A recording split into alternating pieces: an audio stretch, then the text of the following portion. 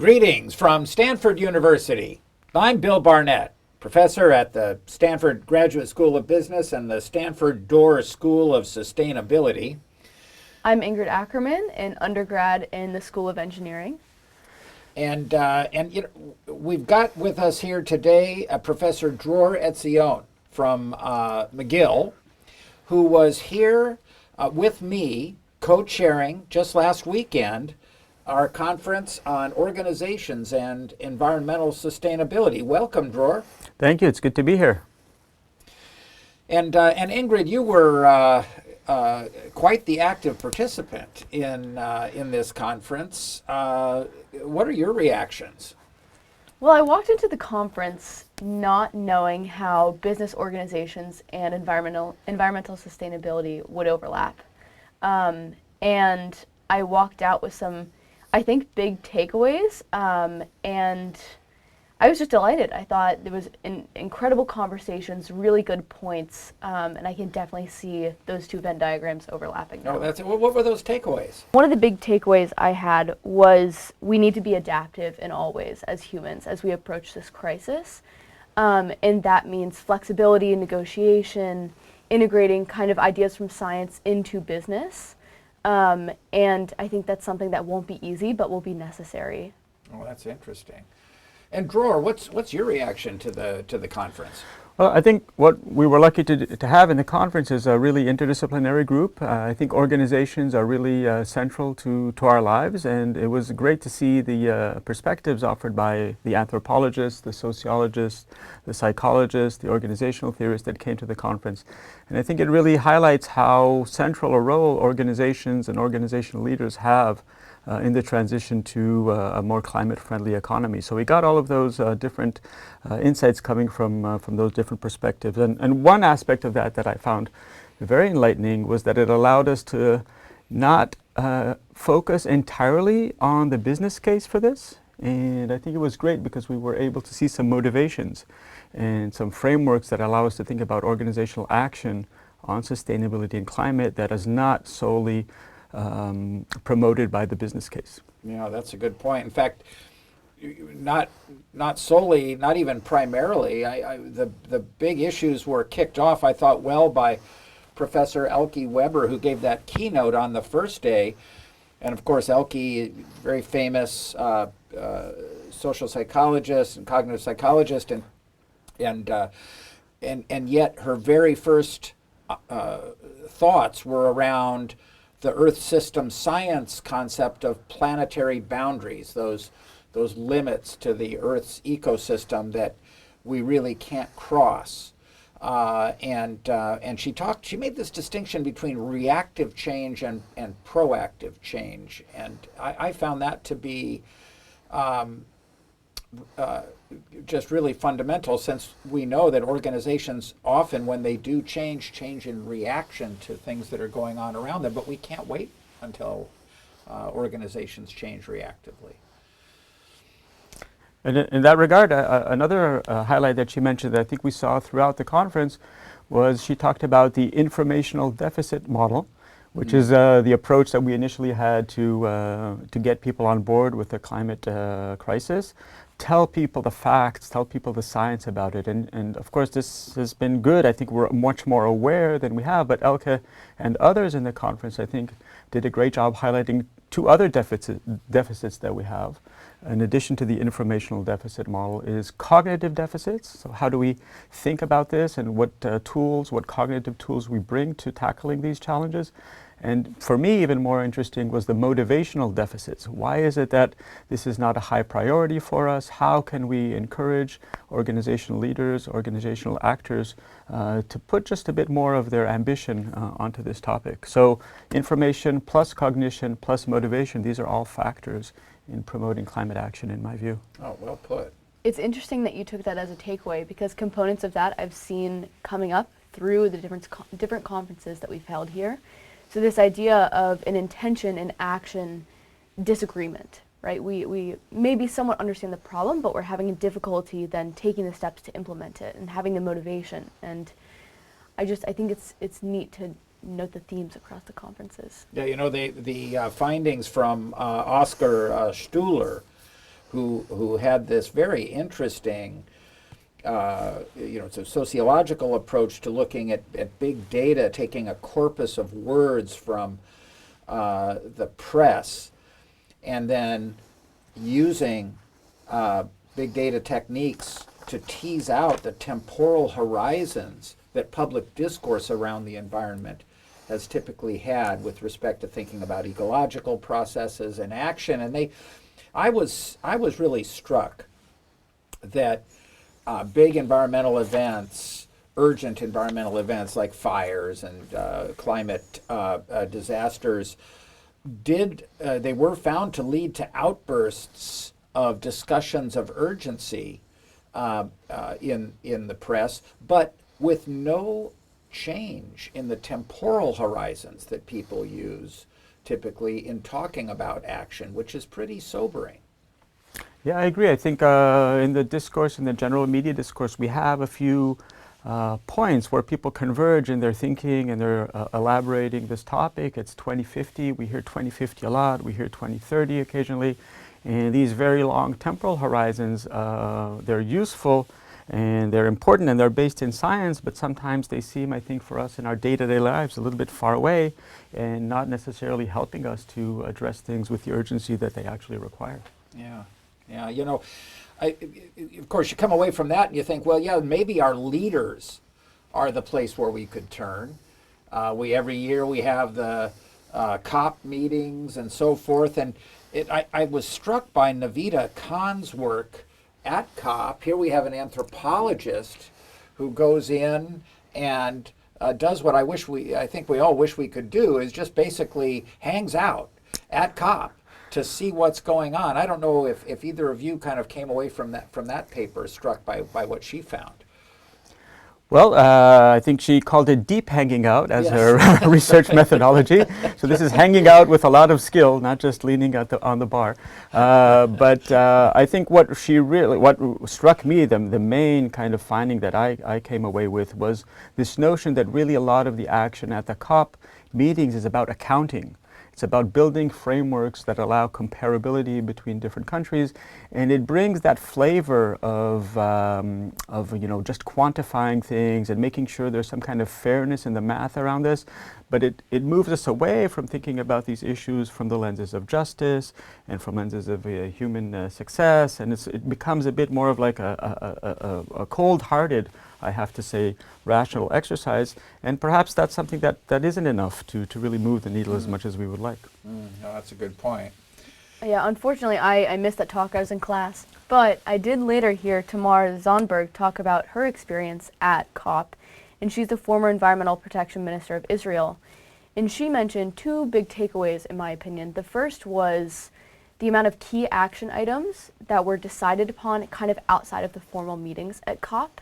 And she sees this as kind of a new development, that in the past couple years it's kind of evolved into more decision-making outside of the fundamental frameworks of the conference.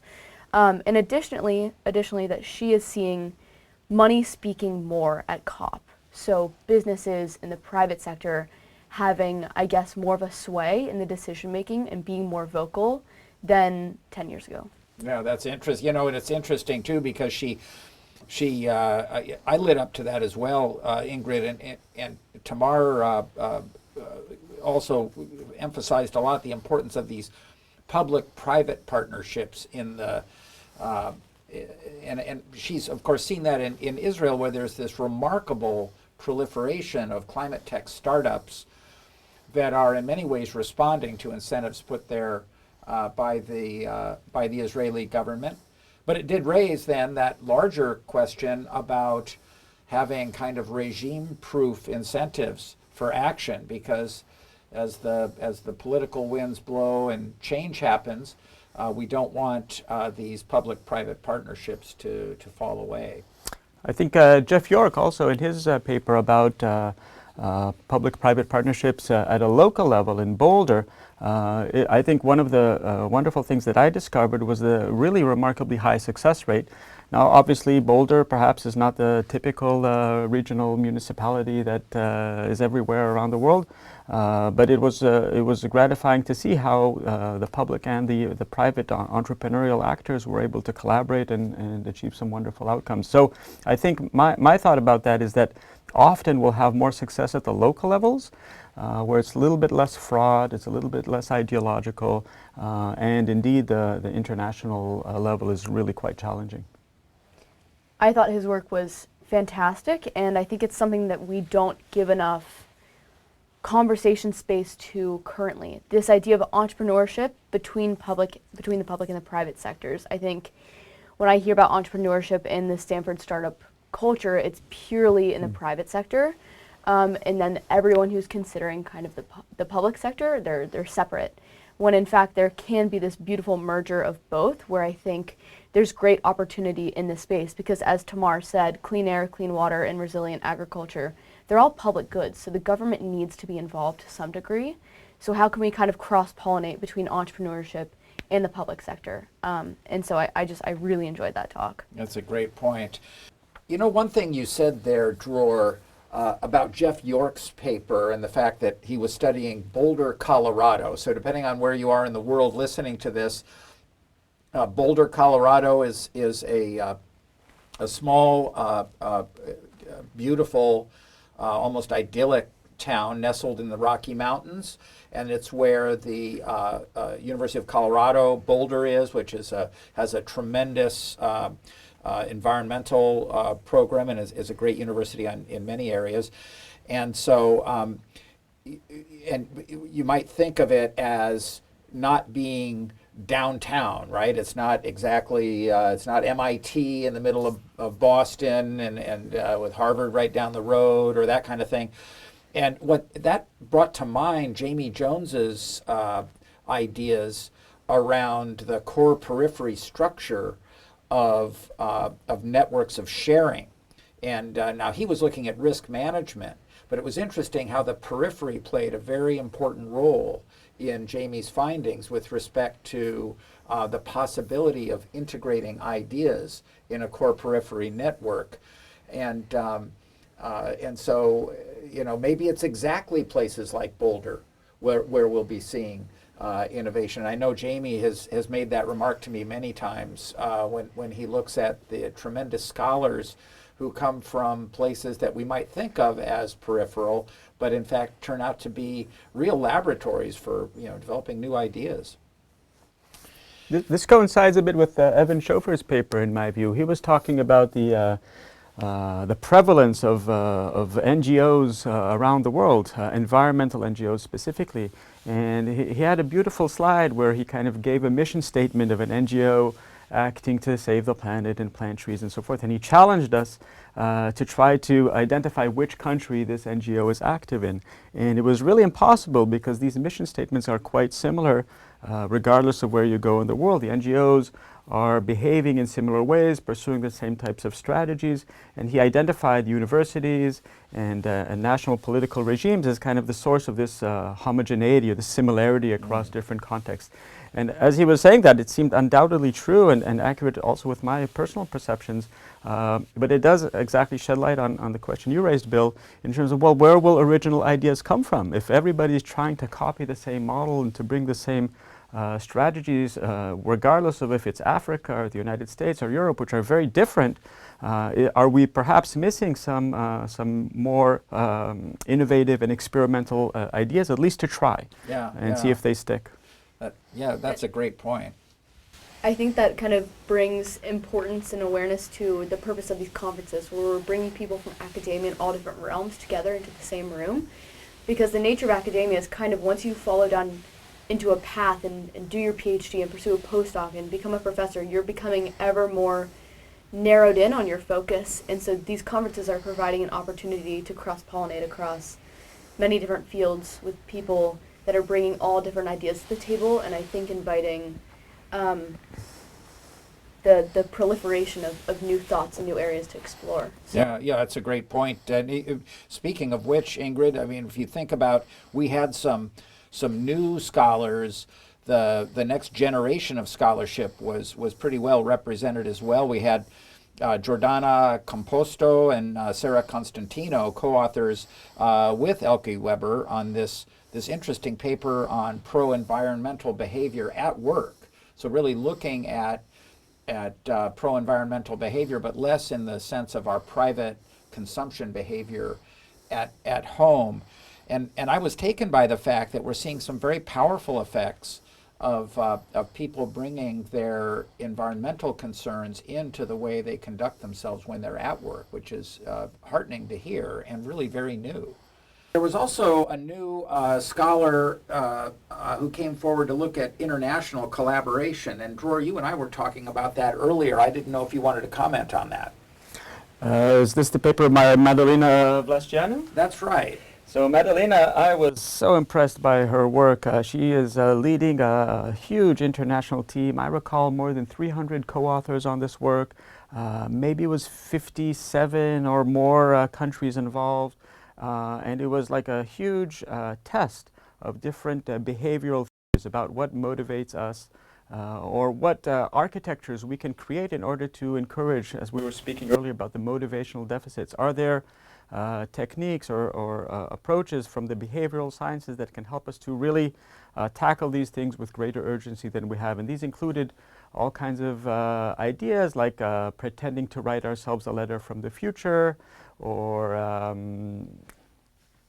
there were 13 of those that were tested and compared with each other, and the approach was to really see the width and the prevalence of and the effectiveness of these different behavioral interventions that can allow people to really take more significant action, sometimes below the conscious level, which I think is really the power of these types of tools. Yeah.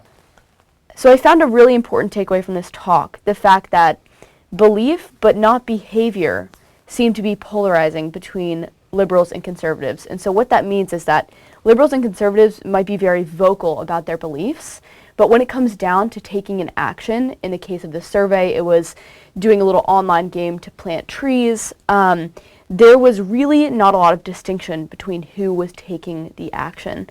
Another takeaway, that younger adults believe more, but often act less than older adults. I found this fascinating, and I feel like I can see certain bits of truth of this in my life. And a third thing was that individual action was not always an effective tool to study, or it didn't seem to have effectiveness in collectivistic nations.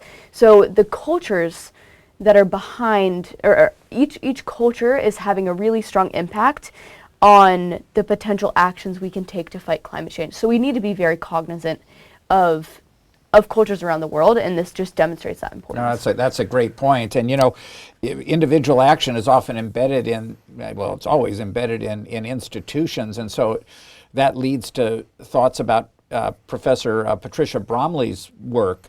Really some very interesting findings with respect to international institutions. In this paper, a theme that I took away was that preparedness in regards to climate change is a globally and culturally mediated process.